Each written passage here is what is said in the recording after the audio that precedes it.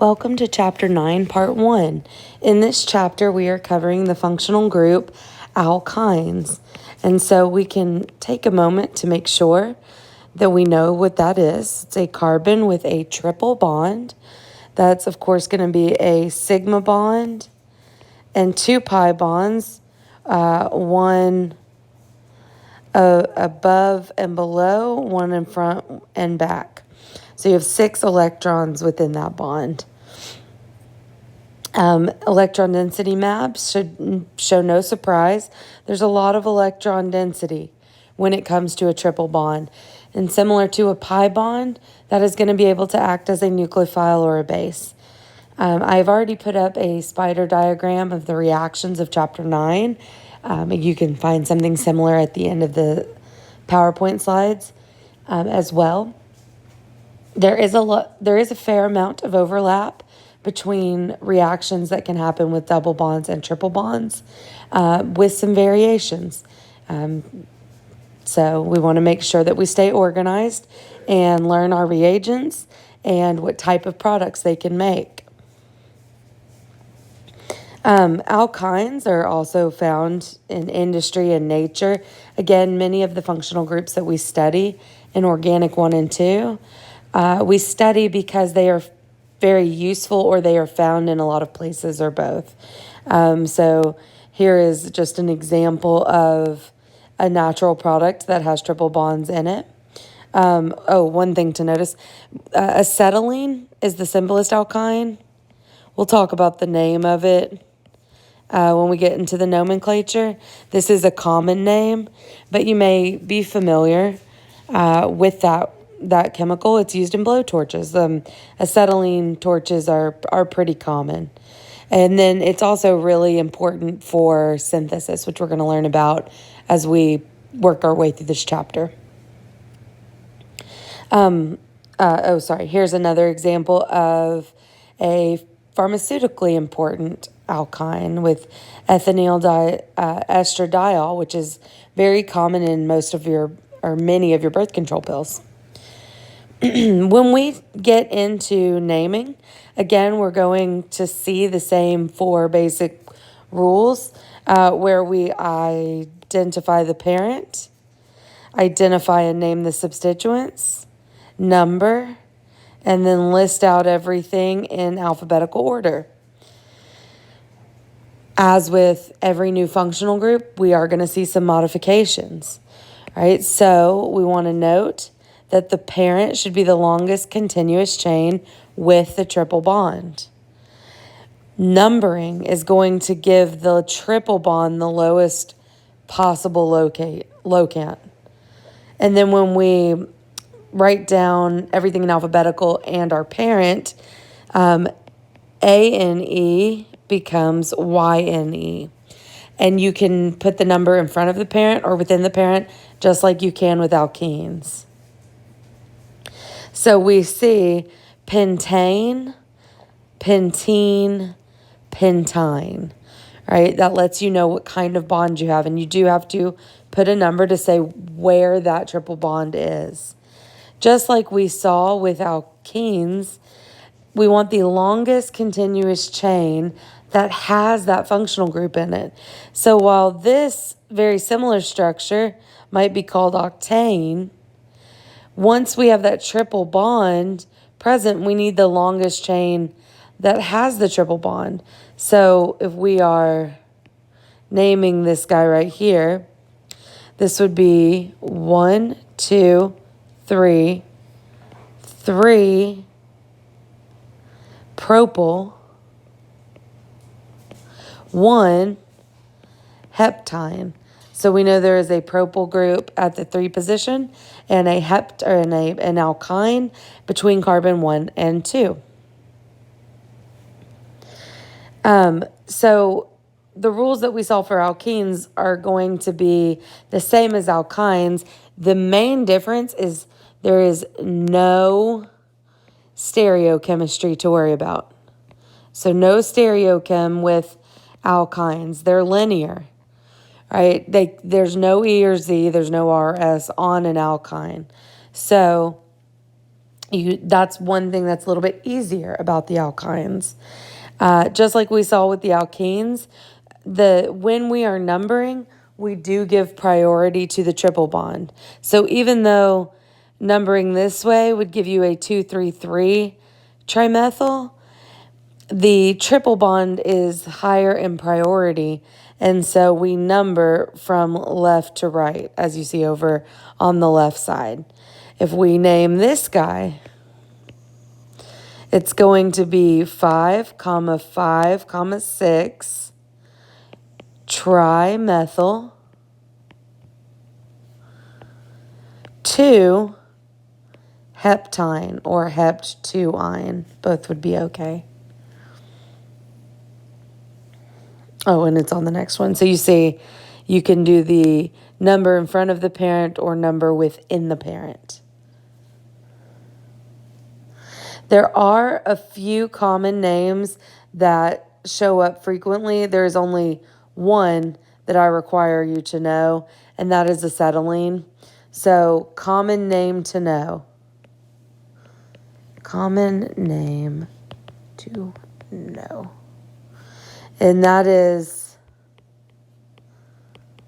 IUPAC nomenclature tells you this is ethyne. Ethyne is also known as acetylene. It's just so common that it's very helpful to know, but also I will use the term acetylene quite a bit when we get into some synthesis with it at the end of the chapter. Knowing the difference between terminal and internal can be important. There's going to be different chemistry and spectroscopy associated with where a triple bond is, because in a terminal alkyne, you have an SPCH, and in an internal alkyne, you do not. So there are some interesting things you can do with terminal alkynes that you can't do with internal alkynes. You don't have to know these common names up here, but they are all derived from acetylene. So it's sort of like saying if the acetylene is in the middle, whatever the R groups are out here are treated like substituents instead of finding the parent chain. If you know what acetylene is, it is much easier to figure out the other common names, like methylacetylene is an acetylene with a methyl group on it. Diisopropyl acetylene, acetylene with an isopropyl on either side. So you don't need to memorize all those. As long as you know acetylene, you could figure out other common names. Before we move on, I want to do a little bit of practice with our triple bonds and talk about what to do if you have multiple or if you have a double and a triple bond, because I will ask you about that. So if you have multiple triple bonds, and I want to show you something that I tend to do. Triple bonds are linear, right? So you notice here there's no zigzag in the middle. It goes 1, 2, and then 3 and 4 go straight through to 5. That is appropriate, right? Since it is a linear bond, that is appropriate geometry. However, sometimes they can be hard to draw that way, or people will have issues counting. So even though it's not the proper geometry, I will still often put the zigzag in. It's a little bit easier to tell where the carbons are, and some drawing programs, I just don't have a choice. So I know that they're linear. I know that it wouldn't be bent, but sometimes it's easier to draw them that way. So let's say I have this molecule that has 2 triple bonds in it. There is 1, 2, 3, 4, 5, 6, 7 carbons. So this is a heptyne. But how am I going to number it? Well, I want to number it to give the lowest locants possible. So I'm going to number from right to left. And this is a 1, 5 heptadiene, or hepta 1, 5 diene. Pretty easy, still very similar to what we do with enes. So what if we have an alkene and an alkyne? Well, it's also relatively easy. We give priority to the alkene, and it becomes an enine. So it's E-N-Y-N-E, enine. Let's go ahead and take a look at this. Let's say we have a double bond on one side and a triple bond over here. This is a hex enine. You are going to number to give the priority to the ene, though. And the way that you number it, you really do have to put the numbering in the parent because we have two suffixes. This is one of the only ways we wind up with two suffixes is we have a double bond and another functional group. So this becomes hex 2-ene 4-ine. So the 2 goes in front of the part of the suffix for the alkene. 4 goes in front of part of the suffix for the alkyne. So it is a hex 2-ene 4-ine. I highly recommend practicing with your nomenclature. I will bring in examples that have a stereocenter. I will bring in examples with halogens and complex substituents. So you really do need to practice. Before I move on, I'm forgetting something here. What about the stereochem? Well, we know alkynes don't have E or Z, but alkenes do. So this one has an H and an H. Our first priorities are on opposite sides. So this is actually an E hex 2-ene 4-ine. So if I want to be complete and get full credit on my name, I'm going to have all of that involved, right? I'm going to have all the functional groups named and the stereochem pointed out. Now, if you have an example, say, we'll do one last example here. Let's do a triple bond here. Do that. So it's right in the middle. And let's say we have something like this. Well, now if we number from the right or the left, we are going to get a 5-decyne. So I am going to number to break the tie that from the right to give the lowest locants possible to the other substituents. So that only matters if there's a tie, right? So whether I start from the right or the left, I wind up with 5-decyne. So all other things being equal, the next priority will be to the other substituents. So it'll be 2,2,9 trimethyl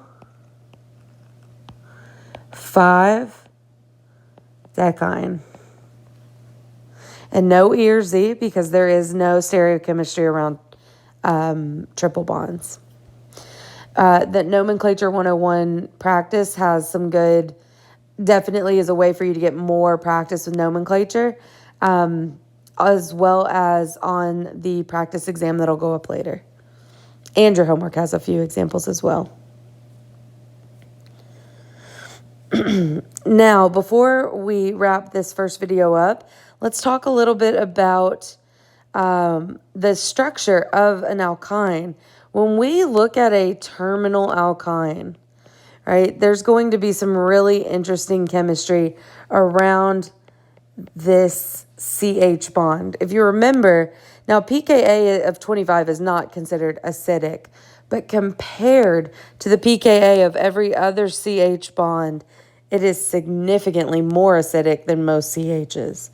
This will allow us to deprotonate it more easily than other organic CH bonds.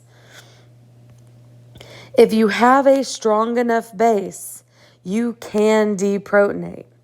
And so there is often an equilibrium here because a carbanion or acetylide ion in this case, right, it's a deprotonated acetylene. This is a very strong base. It wants to go pick up a proton.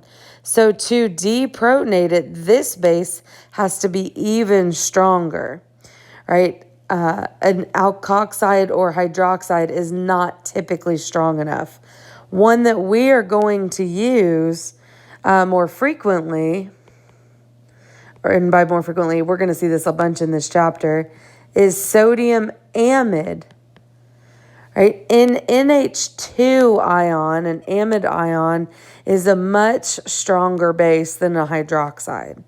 And so if we want to get the equilibrium to where we are getting more of that deprotonated product, we need to use a base that is stronger than OH minus. So this sodium amide is one to watch out for. We will see it many times. Especially towards the end of the chapter when we start to do some small synthesis problems.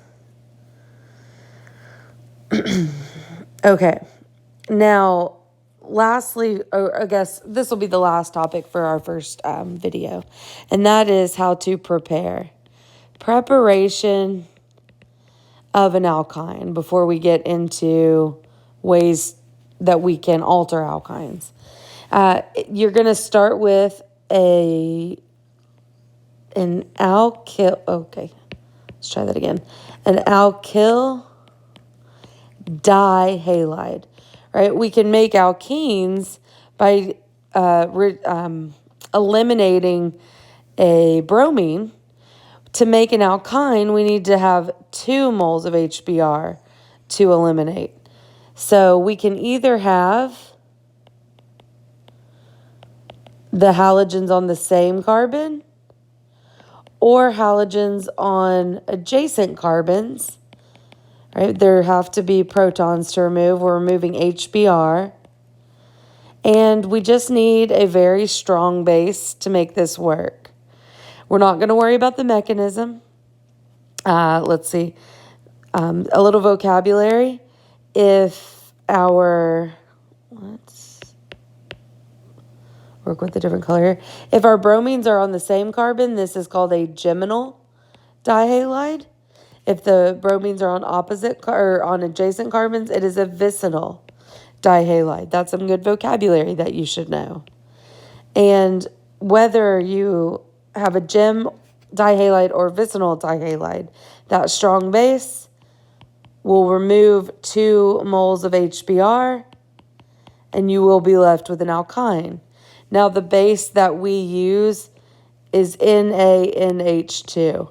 And it does take 2 equivalents because we are removing 2 protons.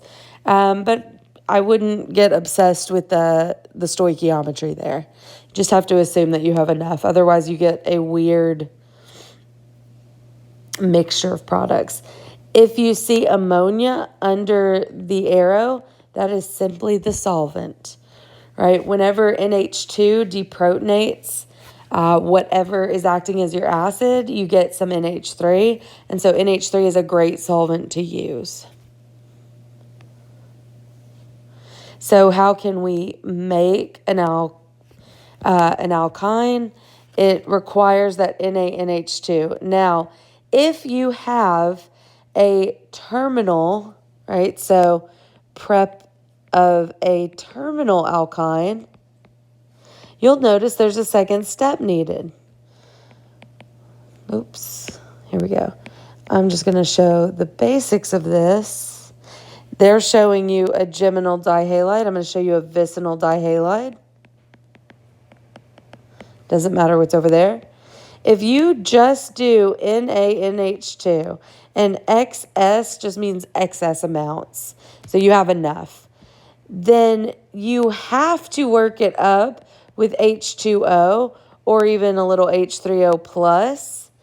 Otherwise, you are not going to get this proton, right? Because it's acidic enough that if we have a lot of NaNH2 around, it's going to stop right here, right? It's going to become deprotonated. So you often see this last step of H2O or H3O plus to make sure that that hydrogen is popped onto the end. You don't have that issue with an internal alkyne, but that can be an issue when you make a terminal alkyne. Okay, and that brings us to the end of part 1. In part 2, we will start looking at reactions of alkynes.